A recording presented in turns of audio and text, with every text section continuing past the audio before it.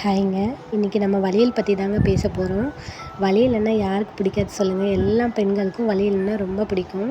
அது மாடர்னாக இருந்தாலுமே ஒரு சேலை கட்டும்போது அதுக்கு மேட்சான வளையல் போடணுன்னு எல்லாருக்குமே ஆசை இருக்கும் இல்லைங்களா?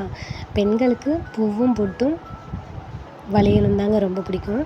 அதனால் நீங்கள் வீட்டுக்கு யாராச்சும் ரிலேட்டிவ்ஸ் வந்தாலோ இல்லை நீங்கள் எங்கேயாச்சும் தானமாக கொடுக்கணுன்னு நினச்சாலும் நீங்கள் வளையல் தாராளமாக கொடுக்கலாங்க. வளையல் தானமாக கொடுக்கும்போது நம்மளுக்கு லக்ஷ்மி கடாட்சம் கிடைக்குங்க.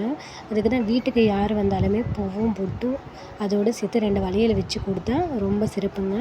நீங்கள் இது ஒரு விசேஷத்துக்கு பண்ணணுன்னுட்டு இல்லைங்க.